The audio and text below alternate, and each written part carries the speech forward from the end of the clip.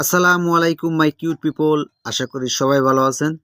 তো আজকে যাচ্ছি মিষ্টি আর ছানা খাইতে। তো বন্ধুকে একটা ভালো দোকান দেখাইতে পারলাম, তো বন্ধু দেখা গেলো এই দোকানটা। দোকানটার নাম হচ্ছে মুসলিম মিষ্টি ঘর। তো লোকেশনটা হচ্ছে কুয়েটের বিশ্ববিদ্যালয় যাইতে যে রোড আছে, ওই রোডের পাশেই। তো এখানে আসার পরেই বলবো কোথায় কি খাওয়া যায় তাই দেখতেছি, কিন্তু বন্ধু বলল কালাম যেটা খাইতেছি এইটাই খাই, এটা খেয়ে চলে যাই। আমি বললাম ঠিক আছে, যেহেতু আমরা মিষ্টি আর ছানা খাইতেছি তাহলে তাই খাও।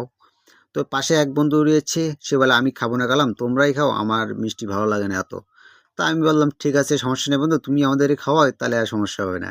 তা ঠিক আছে বললো, বন্ধু বললো ঠিক আছে তোমরা খাও আর আমি বিল দিবানি, সমস্যা নেই।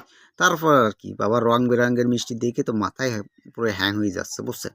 খাইয়ে তাহলে তো কী হবে যে কেড়ে জানে। যাই হোক, তারপরে আমার বন্ধু বললো কালাম অর্ডার দিয়ে দিচ্ছি, এবং তো আমার অর্ডার দেওয়ার কিছু সময় পরে আমার আবার দিয়েও দেয়। তো দেখতে পাচ্ছেন মিষ্টি আছে না, এদিকে আমার সামনের বন্ধু অন্য খাওয়া শুরু করে দিয়েছে, আর এদিকে আমি এখন শুরুই করলাম না। যাই হোক, এখন খাবো। আপনারা ভালো থাকেন, সুস্থ থাকেন। আসসালামু আলাইকুম, টাটা।